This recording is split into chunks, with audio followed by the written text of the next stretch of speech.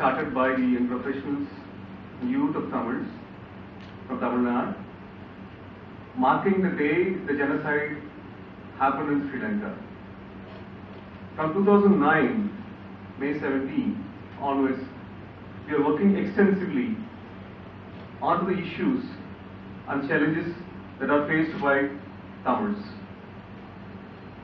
And we here want to address the India the facts that are not commonly presented in the rest of the nation, which are commonly discussed in Tamil Nadu, normally was not covered in the media outside Tamil Nadu. So we would like to present those facts with evidences possible. We want to present the case of Rajiv Gandhi assassination. The Rajiv Gandhi assassination revealed the threat that the nation was facing. It is very important and a critical incident. In fact, a challenge moment that India faced in the early 90s when the globalization was its initial phases. In any country, this kind of assassination of a high-profile personality would have invited a detailed, democratic discussion and a very transparent investigation would have happened. But unfortunately, in India, it's a clear preconceived campaign and a rhetoric has eroded or completely it's like eroded, been completely avoided, completely didn't given any space for a democratic discussion on what actually made these, what are the circumstances, what are the conspiracies behind this high-profile assassination. And that's the reason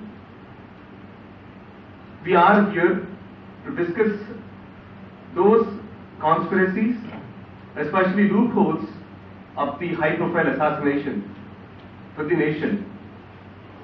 This took nearly 20 years for Tamil to come outside Tamil Nadu to discuss these facts, which is very common, which any Tamil knows about all these facts. About 20 years back, the reason was very simple. After the assassination, the entire Tamil Nadu was in a great oppression, and a kind of a state oppression was going on heavily on the Tamils, as if the entire Tamil community was somehow related to the assassination. It's the kind of image that was created among the Tamils, and the entire Tamil community made to feel guilty for the assassination. And during this phase, during this course of 20 years, the investigation started with a preconceived notion, with a very limited scope, and convicted innocents, those who are never ever participated in the core assassination plot or a conspiracy. And now those three unfortunate innocents are facing death sentence.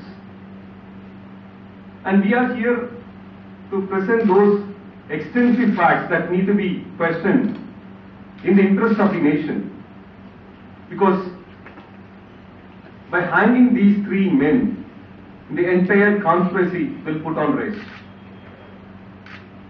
And the reasons, the people behind the assassination will never ever come up in a public platform, will never ever be questioned or investigated. And the threat remains there for the nation. Whether we are going to hang them or not, the threat to the nation is there, is immediate. And at this juncture, we are presenting certain facts that we have got in a common, through a common sense and through certain arguments by the opposition that made on that. And the people who are present in this scenario are in the politics of that period, raise very, very sharp questions, even about 10, 15 years back itself. Still the questions remains there. And to stop all these loopholes, the government of India is in a complete rhetoric to hang these three men, stating that they are the killers of the Rajiv. But I want to present few facts which we have circulated the document. Few things which I want to highlight is that, see, about 26 people were convicted among the extensive investigation. The 26 were initially convicted as the capital punishment. Among the 26, 13 were Tamil Nadu Tamils and the 13 were Sri Lankan Tamils. Then the case went to the Supreme Court. There it was reduced to 4 people. The 4 people were given death penalty. Among that, 2 persons were Sri Lankan Tamils and 2 persons were Tamil Nadu Tamils. And one among the 4 convicts is not the accused 1, 2 or 3 or 4. He is accused number 18. It is a kind of Amnesty International quoted this entire process as a judicial terrorism, having putting 26 people into given 26 people death penalty, and then it made to 4 people. And we are asking a very critical question, that a Congress leader, Tamil Nadu Congress leader, Murugan Chandrasekhar, she's no more now, I believe. She and her family helped the assassins to take a very close approach to the Rajiv Gandhi. They in fact, they cleared all the security barriers and take the assassins very close to Rajiv Gandhi, and they were not hurt. But they were never investigated till date. But a person, a boy of 19 years old, who was watching a movie along with his friends, was investigated and convicted for death penalty, stating that he bought 9-volt battery and he offered a 9-volt battery to the assassins, and they got the proof showing a cash bill, and making us to wonder whether 20 years before any petty shop for 5 rupees offering a cash bill. But that boy, now 40 years old, facing a death penalty. And there's one more person which I would like to mention here from the Sri Lankan side. He's a life sentence convict. His name is Robert Pias. He's a humble farmer in a Mannar district of Sri Lanka. In a early day raid by the Indian peacekeeping force, which entered into his home, his second son, 13 days old son, was sleeping. The IPKF pulled the infant from its bed and smashed its head on the floor, make the baby to die. And this unfortunate man ran for escape to protect his other son. He came to India as a refugee. He was made as a person who somehow involved in the case, and he's about 20 years now. He's completed 20 years in the prison.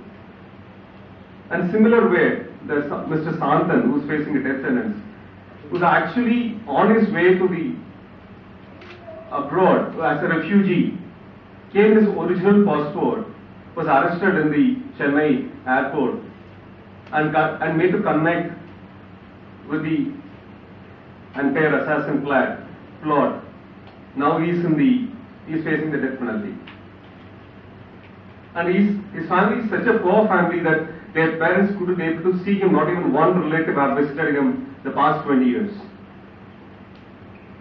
The initial 26 people, which if you look at the pattern, are either, or almost all, or somehow sympathize to the Tamil's cause or Tamil freedom of Elam cause. But India itself supported those days. Now it could have been a different deal now. But earlier days, the Indira Gandhi trained the militants, those who fought for Tamil Elam, and the entire Tamil Nadu was in favor of them.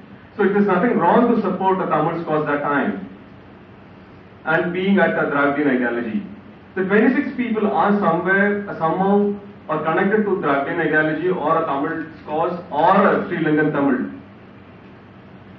But if you look at the real people, those who involved themselves in the assassination, but those who are not in this circle of a pro-Tamil or a Sri Lankan or a pro-Edam cause was never ever investigated, like how Murugan Chandrasekhar was there, or how Mr. Subramanian Sami, or how Chandra Sami. The people those are outside this periphery never ever been investigated or accused or convicted. It's a clear-cut plot made by the Special Investigation Team, that is SIT, to take the entire investigation track in one particular manner and convict the whole, made the entire Tamil community as a guilty community that assassinated Rajiv Gandhi. So we are giving a clear evidence as how the investigation went on. SIT, nor given any access to the documents of SIT, or nor given permission to cross-investigate or interrogate or to talk with the witnesses that are listed by SIT.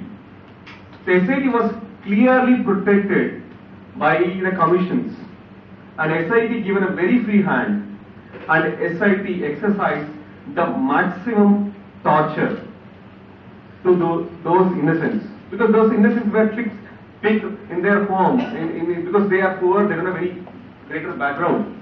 They put on the investigation and inhuman torture. I would like to mention one particular case is that the Supreme Court verdict of hanging Perarivalan hangs on this confession made under the Tada Code or made under the police station under SP Tyagarajan. The same SP Tyagarajan was warned by the Kerala High Court for covering up the Sister Abaya case as a suicide, which is actually a rape and murder.